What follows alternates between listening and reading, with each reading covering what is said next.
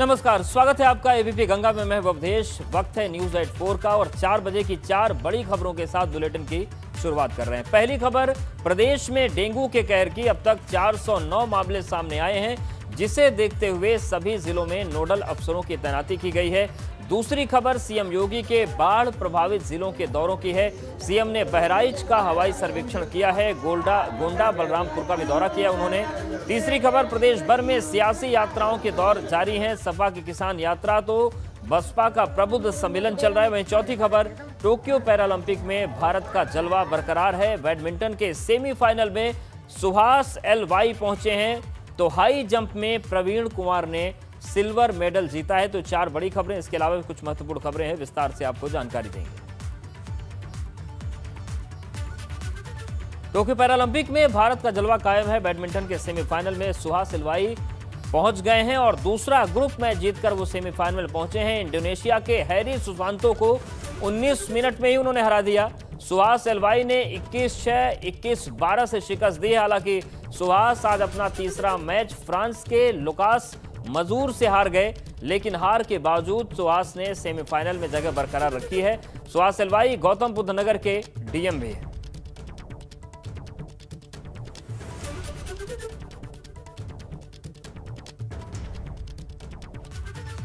और इससे पहले आज टोक्यो पैरालंपिक के हाई जंप इवेंट में प्रवीण कुमार ने सिल्वर मेडल जीता है। भारत के लिए प्रवीण ने पैरालंपिक में 11वां मेडल जीता है। नोएडा के रहने वाले हैं प्रवीण कुमार और उन्होंने सिल्वर मेडल जीता है। प्रधानमंत्री और मुख्यमंत्री ने उनको बधाई दी है और उनके घर पर भी बधाइयों का सिलसिला चल रहा है।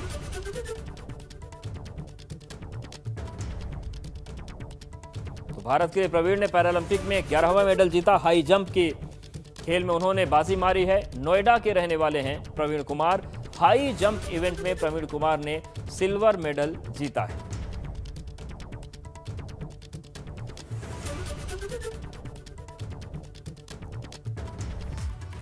मुख्यमंत्री योगी आदित्यनाथ आज से 2 दिन के बाढ़ प्रभावित क्षेत्रों के दौरे पर हैं। सीएम सबसे पहले बहराइच पहुंचे, जहां पर उन्होंने बाढ़ प्रभावित इलाकों का हवाई सर्वे किया। उसके बाद सीएम योगी बाढ़ पीड़ितों के बीच पहुंचे, जहां पर सभी राहत सामग्री बांटी गई सभी को। इसके अलावा सीएम योगी गोंडा, बलरामपुर, सिद्धार्थनगर, महाराजगंज का भी दौरा करेंगे। तो मुख्यमंत्री ने हवाई दौरा किया, राहत सामग्री भी बांटी। तस्वीरें भी आपको हम दिखा रहे हैं। जो बाढ़ प्रभावित लोग हैं उनको राहत सामग्री भी दी, चेक भी दिए गए और इसके अलावा बाढ़ प्रभावित क्षेत्रों में नोडल अधिकारियों की भी नियुक्ति की गई है।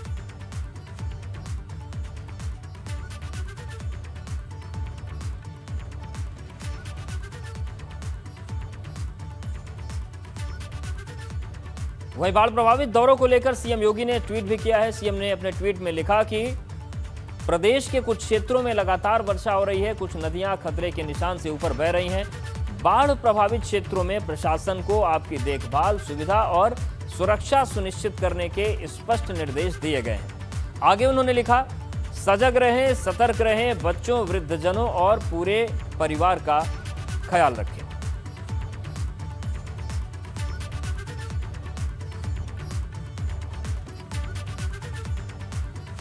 गोंडा में घाघरा और सरयू नदी खतरे के निशान से ऊपर बह रही हैं। तरफगंज तहसील क्षेत्र के नवाबगंज माझा इलाके में 1 दर्जन गांव बाढ़ से प्रभावित हैं और कई गांव टापू में तब्दील हो गए हैं। लोगों को आने जाने के लिए नाव का सहारा लेना पड़ रहा है, तो कई लोग जान जोखिम में डालकर बाढ़ के पानी में सफर करने को मजबूर हैं। कटान के चलते सैकड़ों एकड़ फसल नदी में बह गई। कटान के चलते लोग दहशत में हैं। बाढ़ पीड़ितों ने जिला प्रशासन पर राहत सामग्री मुहैया नहीं कराने का आरोप लगाया।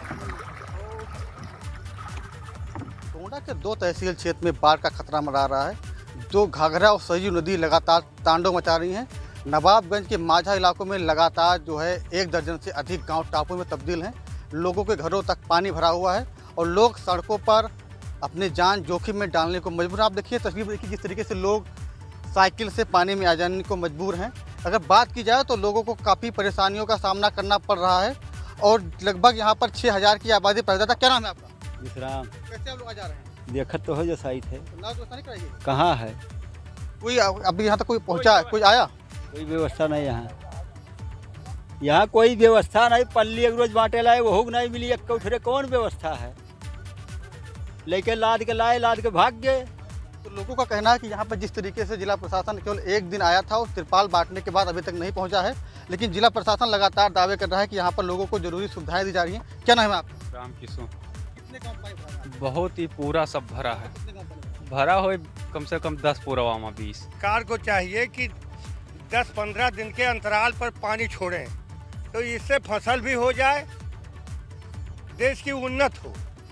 लेकिन ये कुछ नहीं हो रहा है, ना नाव ग्रामीण का साफ तौर पर कहना है कि जो ऊपर जो बाढ़ खंड के जो अधिकारी हैं उनको ये चाहिए कि समय से जो है पानी को कुछ देर के अंतराल पर छोड़ा जाए, जिससे उनके फसल और जो उनके जीवन की जो कार्यशैली है, जो उनकी सुविधाएं हैं, उससे कोई प्रभावित ना हो पाए जिस तरीके से। लेकिन जो ग्रामीण में रोष है, अब जिला प्रशासन अभी तक यहाँ नहीं पहुँचा है। कृष्ण कुमार, एपी गंगा, गोंडा। तो देखा आपने, गोंडा में जो प्रशासन है वो कागजों पर हवाई किले बना रहा है, लेकिन जमीन पर क्या स्थिति है आपने देख लिया। गोरखपुर में राप्ती, रोहिन, घाघरा नदी के अलावा कुआनी और आमी नदी का कहर जारी है। शहर से लेकर गांव तक के हालात बेकाबू हो गए हैं और तेजी से बढ़ रहा नदियों का पानी नेशनल हाईवे पर आ गया है। यही वजह है कि भारी वाहनों की आवाजाही को रोक दिया गया है। गोरखपुर से वाराणसी NH-29 और गोरखपुर से सोनौली जाने वाले NH-9 पर पानी आ गया है। नदियों में आए उफान की वजह से 300 गांव प्रभावित हो गए हैं, जिससे 2.25 लाख आबादी मुश्किल में है। कौड़ीराम ब्लॉक का भरवलिया बसवनपुर रिंग बांध टूट गया, जिससे 2 और गांव बाढ़ की चपेट में आ गए हैं। लोगों को रेस्क्यू कर सुरक्षित जगहों पर पहुंचाया गया। यहाँ तो पानी बहुत सा बढ़ गया। कितने दिनों से पानी यहाँ लगातार बढ़ता जा रहा है? यहाँ से आज 5-6 दिन से लगातार बढ़ जा रहा है, एकदम पूरा तेजी में जा रहा है। अगर ये पानी बढ़ा तो क्या हो सकता है? ये पानी बढ़ा तो जब आफत हो सकता है, गाँव बह सकता है। अरे खतरा हम लोगों को बहुत ज़्यादा हो जाएगा, घर बार छोड़ना पड़ जाएगा हम लोगों को। ये पानी नहीं रुका तो घर हम लोग को छोड़ना पड़ जाएगा।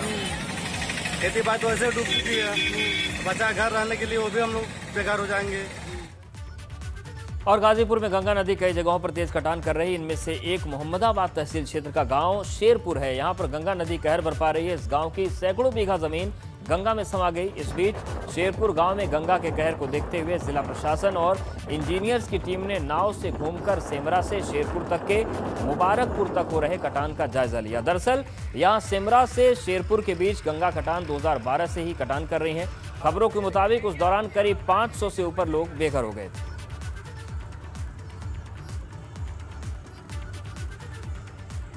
लोगों ने वहाँ पर 3 स्थान ऐसे चिन्हित किए हैं जहाँ पर कि इस समय तत्काल में हमें कार्य कराए जाने की आवश्यकता है, जिससे कि आगे के सालों में जब बाढ़ की स्थिति पैदा हो तो उस दौरान जो है बरसात में ये परेशानी आगे न बढ़े और इससे आबादी को और जो खेत हैं, जो उनके कृषि भूमि है, उनको जो कटाव हो रहा है उस कटाव को रोका जा सके। एडीएम साहब और सीडीओ साहब ने विभाग को बोल दिया है कि आप लोग जो है इसका एस्टीमेट बनाइए टुकड़े टुकड़े करके, जिससे कि ये शासन से जा कर के और सरकार इसको पास कर दे और इस पर पैसा रिलीज करे, ताकि जल्द से जल्द ये गांव को बचाने के लिए कार्य प्रारंभ हो जाए।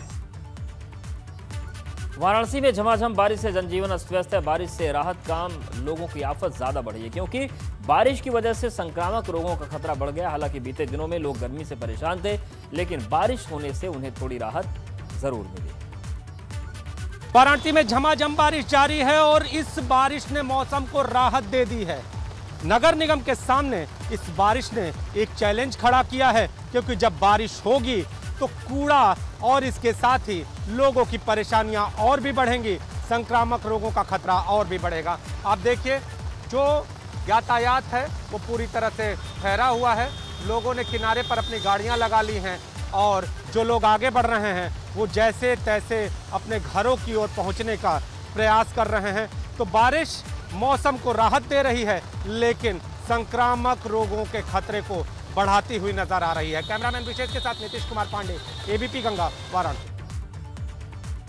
टिहरी के विधानसभा के दोगीपट्टी क्षेत्र में बारिश ने कई ग्राम पंचायतों का नक्शा बदल कर रख दिया। ग्राम पंचायत मंजियाड़ी के अंतर्गत तिमली के टोलकी तोंक में बारिश ने सब कुछ तहस नहस करके रख दिया। करीब 8 से 10 लोगों के मकान तो रहने लायक ही नहीं बचे। ग्रामीणों के खेत खलियान, मकान, चौक, आंगन, खड़ी फसलें बर्बाद हो गईं। पैदल मार्ग और 4 पुल उफान से आए मलबे की भेंट चढ़ गए। बारिश से गांव में आई तबाही के लिए पूर्व विधायक ओम गोपाल रावत और ग्रामीणों ने पीएमजीएसवाई और लोक निर्माण विभाग को जिम्मेदार ठहराया है। गांव के ऊपरी क्षेत्र से कट रही सड़क के मलबे को फेंकने के लिए गांव के ठीक ऊपर बहुत बड़ा डंपिंग जोन बनाया गया। डंपिंग जोन के मलबे को रोकने के लिए किसी तरह की प्रोटेक्शन दीवार नहीं लगाई गई। नतीजा हुआ कि सारा मलबा रौद्र रूप धारण कर गांव की खेत खलियान सहित सब कुछ तबाह करके चला गया।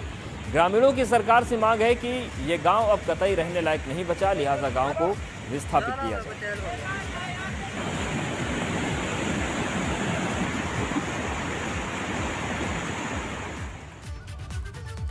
फिरोजाबाद में डेंगू बुखार का कहर जारी है। फिरोजाबाद पहुंची भारत सरकार की विशेष टीम 5 सदस्यीय टीम ने फिरोजाबाद में बैठक की। अब तक 50 से ज्यादा लोगों की यहां पर बुखार से मौत हो चुकी है, तो लगातार हालात को काबू में पाने की कोशिश की जा रही है, लेकिन फिलहाल फिरोजाबाद में हालात सही नहीं है।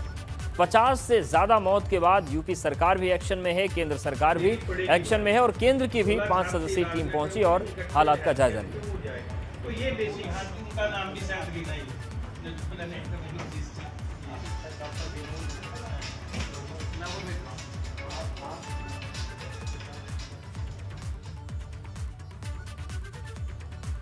यूपी के कई जिलों में डेंगू और वायरल बुखार ने त्राहिमाम मचा रखा है, तो वहीं स्वास्थ्य मंत्री जयप्रताप सिंह का दावा है कि डेंगू से बचाव के लिए हर मोर्चे पर काम किया जा रहा है। मंत्री का कहना है कि जिस तरह कोरोना मैनेजमेंट किया गया, वैसे ही डेंगू मलेरिया जैसी मौसमी बीमारियों पर नियंत्रण किया जा रहा है, जिसके लिए सभी जिलों में नोडल अफसर तैनात किए गए हैं। वहीं साफ सफाई और इलाज जैसी चीजों के हर मोर्चे पर काम किया जा रहा है। क्या कुछ स्वास्थ्य मंत्री ने कहा, सुनिए।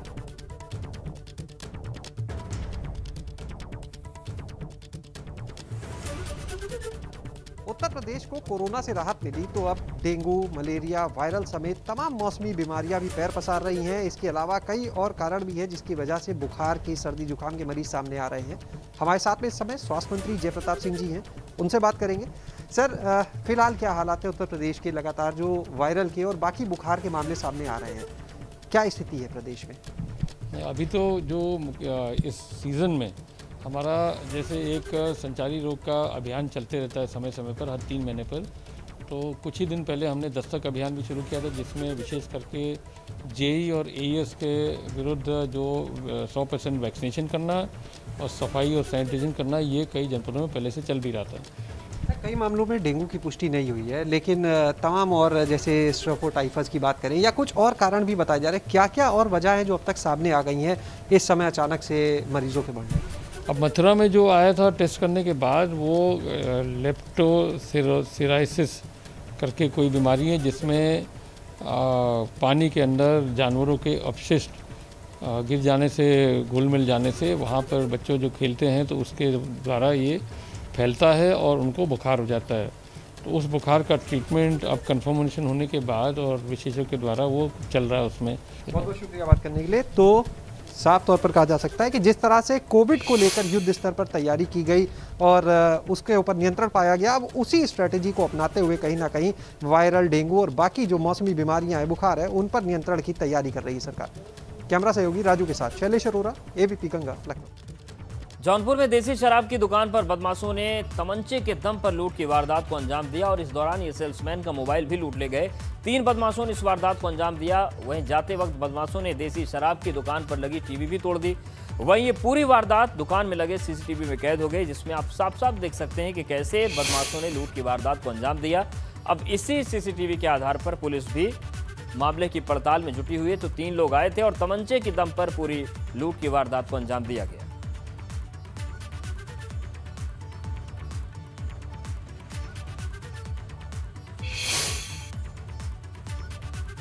उन्नाव में चोरों के हौसले बुलंद है। जहां चोर घर के बाहर से कार चुरा ले गए, उनकी करतूत सीसीटीवी में कैद हो गई। वारदात सदर कोतवाली इलाके के पीडी नगर की है, जहां पर रात में 11 बजे चोरों ने गाड़ी चोरी की वारदात को अंजाम दिया। वहीं पुलिस ने चोरी का केस दर्ज कर लिया है और चोरों की तलाश में जुट गई है। सीसीटीवी में आप देख सकते हैं कि कैसे चोरों ने कार की चोरी की। उन्नाव का वीडियो सामने आया है, जहां पर कुछ ही देर में चोर कार लेकर वहां से रफूचक्कर हो गए।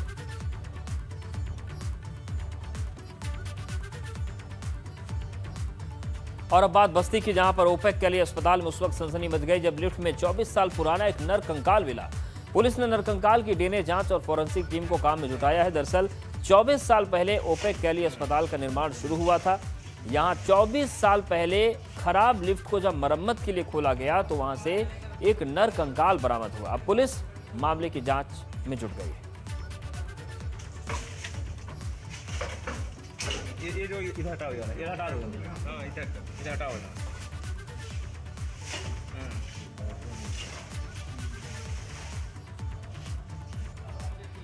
तो डीएनए जांच के लिए सैंपल भेजा गया है। बड़ा हैरान करने वाला मामला है कि 24 साल से लिफ्ट खराब थी और उसके बाद अब लिफ्ट खुली तो वहां पर नरकंकाल मिला है। मशहूर शायर मुनव्वर राणा को इलाहाबाद हाईकोर्ट से राहत नहीं मिली। मुनव्वर की गिरफ्तारी पर रोक लगाने से कोर्ट ने इनकार कर लिया। हाईकोर्ट की लखनऊ बेंच ने गिरफ्तारी पर रोक लगाने से इनकार किया है। मुनव्वर पर महर्षि वाल्मीकि की तुलना तालिबान से करने का आरोप है। सामाजिक सरोकार फाउंडेशन ने मुनव्वर के खिलाफ एफआईआर दर्ज कराई है। हजरतगंज थाने में यह एफआईआर दर्ज हुई है।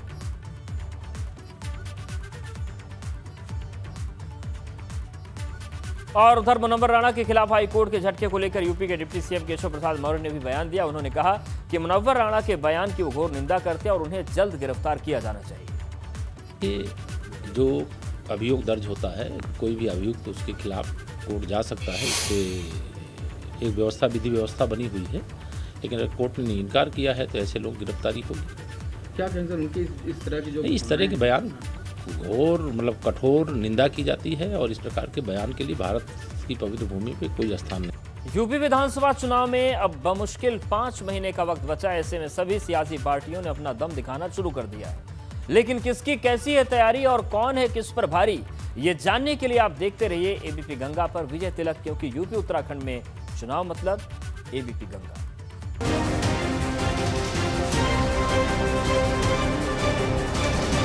विजय तिलक।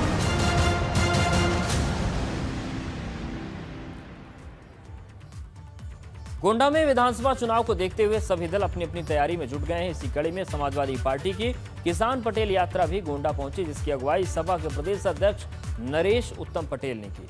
इस दौरान उन्होंने भाजपा पर सीधा हमला बोला और कहा कि जिस तरह से गौशाला में गायें भूख की वजह से मर रही हैं, सड़कों पर दूसरे जानवर दम तोड़ रहे हैं, वो साफ साफ बयां कर रहा है कि गोरक्षा के नाम पर भाजपा झूठ बोल रही है। नरेश उत्तम पटेल ने आरोप लगाया कि भाजपा तोड़ने की राजनीति करती है, जबकि सपा लोगों को जोड़ने की राजनीति कर रही है।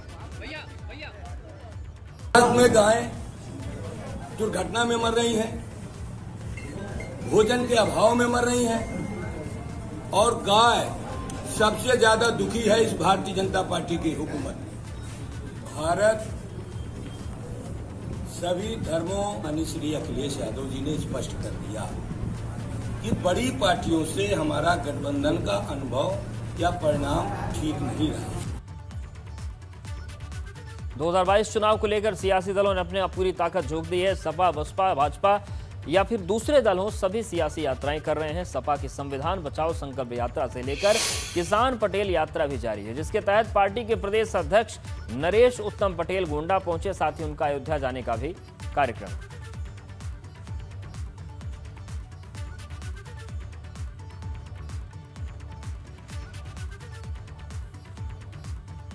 तो समाजवादी पार्टी की यात्राएं चल रही हैं और हर दल ने यात्रा का मोड अपना लिया है।